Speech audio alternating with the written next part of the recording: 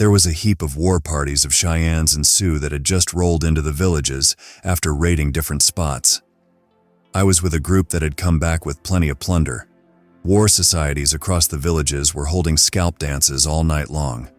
I found myself right in the middle of the big village dancing till daylight before heading to my father's lodge to catch some sleep after being up all night.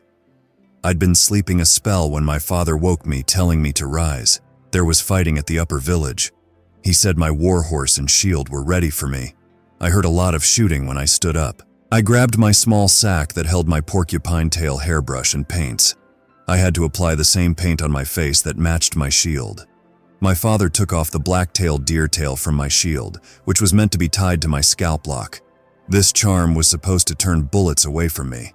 My father touched my head 4 times with the tail before tying it to my scalp lock. That shield my father gave me, well, it knew all the medicine tied to it. As I stepped out the front door of the lodge to saddle up my horse, women and kids ran past me shouting about soldiers in camp, fighting. I could hear the gunfire clearly now. My dad held my shield up to the sun and prayed to both the shield and the sun to protect me from the bullets. He then placed the shield on my right side and gave me the order to engage in combat and perish in it. I encountered a number of primarily Sioux women and children en route to the battleground.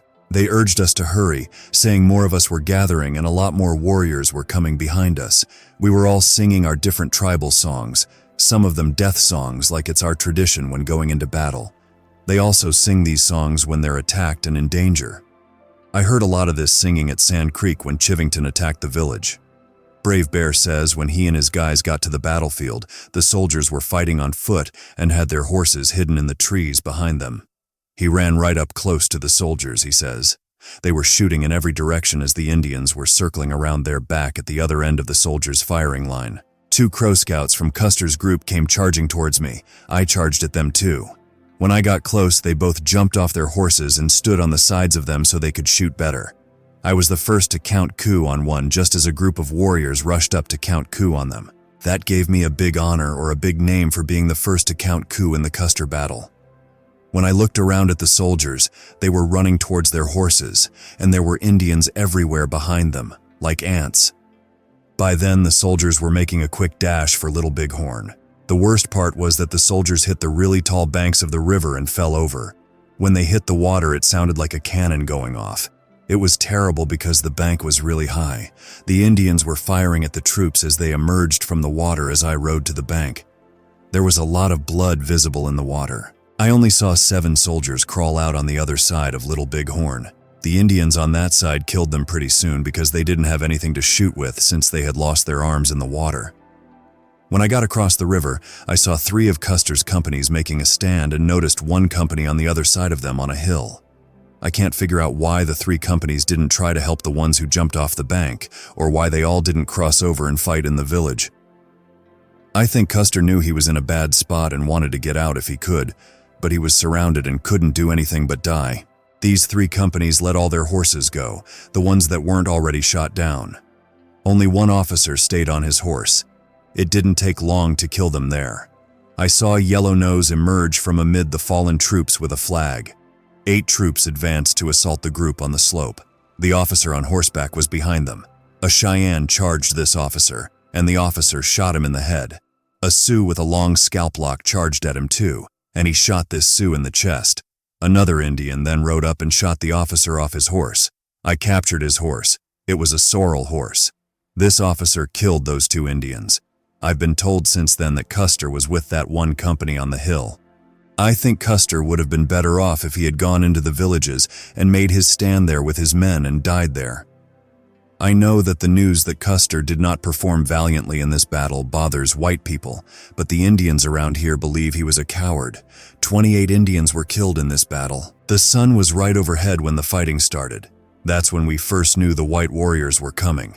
They attacked the Hunkpapas first. At the apex of our camp were them. The Minnekongos, Sans Arcs, and Cheyennes were near the middle of the camp, but closer to the end, furthest from where the attack was made. The charge came from the top end of the camp. The Native Americans gradually withdrew, withdrawing until they collected their steeds and mounted. As soon as they had enough strength, Because our warriors were rushing to help them as fast as they could, they pushed the white warriors back, and they retreated. These were Reno's men. I had a horse I couldn't control. It wasn't mine, and it wasn't well trained. So I went to where the horses were, and the women, old men, and boys were gathering them together, and caught a horse I could handle better. When I caught it and got on, the other group of white warriors, Custer's forces, charged. The Indians had all assembled by that point, and judging from Custer's approach, it appeared that he was attempting to obstruct our withdrawal without being aware of Reno's whereabouts or his retreat. When the Indians charged at the long-haired chief and his men, the long-haired chief and his men got confused and retreated slowly. But it didn't take long for the Indians to surround the long-haired chief and his men. Subsequently, our leaders emitted the hi-yi-yi cry, to which all the Indians responded. They then lashed their horses to death, killing them so fast that the precise details were lost to time. The Indians never slowed down or stopped during their first charge. They finished it. The Indians and whites were so mixed up that you couldn't really tell what was going on. The first time the Indians charged, my horse was shot out from under me and I was wounded, shot above the knee, and the bullet came out at my hip. I fell down and lay right there. The rest of the Indians kept going on horseback, and I didn't get into the final fight. It was a clear day. There was no lightning, thunder, or storm.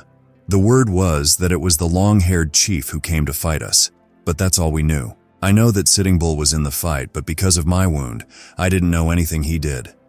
As best as I could tell, every Indian who was physically fit participated in the battle. The ones who didn't join in the fight were probably because they couldn't find a place to get in. There were a lot of agency Indians in our camp.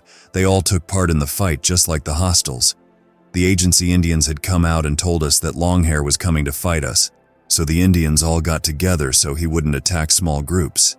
They weren't trying to fight or talk with Longhair about why he was coming, but they were getting ready to be strong and defend themselves.